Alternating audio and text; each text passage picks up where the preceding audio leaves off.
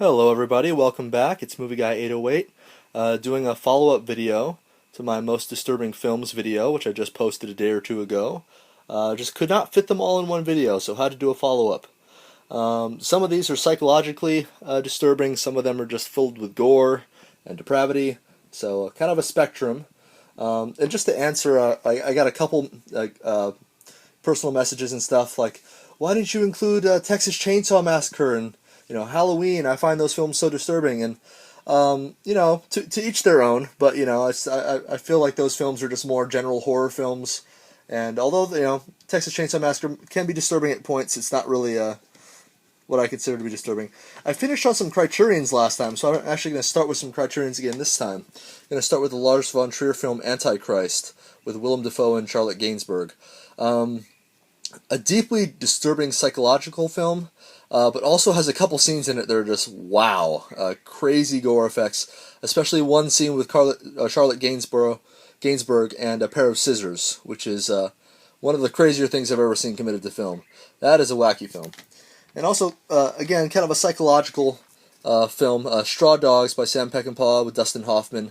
And I'd just like to say I love that cover art right there. If I could have a poster of that image on my wall, I totally would. But I mean, just a psychologically disturbing film, and of course culminates with the infamous rape scene at the end, and Dustin Hoffman's just going completely crazy, and a great film by Sam Peckinpah. I'm actually a big fan of Sam Peckinpah, the director of this film, so that's a great one. Okay, another great director, and again, not really disturbing films, but they're just really out there art films. This is the films by Alejandro Jodorowsky, and especially El Topo and The Holy Mountain Santa Sangre, which is not in this set, is also a film by him that is pretty crazy. It's really over-the-top visuals, a lot of gore, a lot of nudity. Again, not really disturbing, more just kind of artsy and odd. Okay. One that I did not expect to be disturbing as it was, The Killer Inside Me with Casey Affleck, is really kind of a slow film, but it's just punctuated by instances of extreme violence against women, misogyny. I did not expect this film to be as dark as it was. It really surprised me. Actually, one that is actually a comedy, Father's Day by the comedy group Astron 6. It's a very, very dark comedy. Tons of gore, tons of nudity, and mixing gore and nudity. So, I mean, there's some really disturbing and hard to watch stuff in this film, but it is meant to be a dark comedy, and I love this film. This version is the 4-disc version, limited to 5,000, as you can see there. A great, great film. If you can, there is a single-disc DVD release and a single-disc Blu-ray release out now. I would highly recommend Father's Day. I love this one. Jacob's Ladder, one of my directed by Adrian Lyne with Tim Robbins. I love this film. Just the visuals are insane. Tim Robbins' descent into madness is so well captured in this film. Love the visuals. Love the soundtrack. If you haven't seen Jacob's Ladder, definitely check that out. Yeah, no, that's not disturbing. If any of you are wondering, that's a joke. Okay, a couple of great old classics. Spit on Your Grave, Last House on the Left, both great rape revenge films from the 70s. I think Last House on the Left was 79, maybe it was 80, I don't know. Good films. Tokyo Gore Police, really just gory, almost to the point of being funny. Not really disturbing, just chocked full of ridiculous amounts of gore. This film did rather disturb me, Lucille Fulci's The New York Ripper.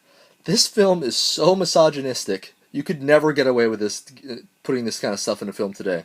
There is so much misogyny and rape and craziness towards women in this film. Like I said, you could never get away with making this film today. Okay, not really ones that are all that disturbing, but I almost feel obligated to put them in the video. Human Centipede 1 and 2. They were okay. They weren't great. Alucarda. 70s exploitation film from Mexico, just chocked full of blood, torture, nudity, screaming. I can't even describe this film. I mean, you really just have to check this one out for yourself to really. That quote captures it. More blood, loud screaming, and nudity than any horror film I can think of. That really pretty much summarizes it right there. Thriller, A Cruel Picture, also known as They Call Her One Eye. A lot of people say that Tarantino referenced this film when he made Kill Bill. You can see some similarities. Some very hardcore sex scenes that are kind of weirdly spliced into this film, but a very interesting stylistic film. And I'm like halfway through this video and I'm nowhere near halfway through my stuff, so I really got to hurry up. Life and Death of a Porno Gang came out at the same time as Serbian film, also from Serbia. Kind of the name of the film, says more than I can. Life and Death of a Porno Gang. 2 films by Synapse, Entrails of a Beautiful Woman and Entrails of a Virgin, both 70s, 80s Japanese ninkatsu or sexploitation films. 2 more Japanese films, more recent, Red Room 1 and 2. Mr. Ramon 420 talked about these in his most disturbing videos. The way he described it is, what would you do for $1 million? And that really summarizes it probably better than I could. So pretty weird stuff in those. One that is not at all scary or disturbing, but it's a film that stayed with me ever since I saw it. Grave of the Fireflies, about post-war Japan after the atomic bombs were dropped. Just a devastating emotional film. Again, not scary, not really disturbing, but just heart-wrenching. Heart-wrenching. One of my favorite animated films. Okay, and wait a minute. How the hell did that get? Never mind. Moving on. Sorry about that, guys. And then we got... Who the hell has been... What the fuck is going on here? Alright. Sorry. Alright. Happiness by Todd Stallings. Just about the lives of weirdly sexually repressed people. And some great performances by Carrie-Anne Moss, Philip Seymour Hoffman. A hugely awkward film. Don't watch this with your parents or your girlfriend or anything like that, because it is just so awkward. Okay, what do we got? Actually, this one was suggested to me by Rick Dangerous, and I already had it, but I haven't watched it yet. I believe it's a prison film with Edward Furlong, who everyone knows is the kid from Terminator 2. So I'm going to have to check this one out soon, but he suggested it, so I wanted to throw that in there. Okay, another Japanese film, Strange Circus by Sion Sono, who did Suicide Club. Just a hugely odd film. American MPAA always has trouble mixing violence with sex, and this film does that, and it's weird. Okay. Schramm by Jörg Buttgereit.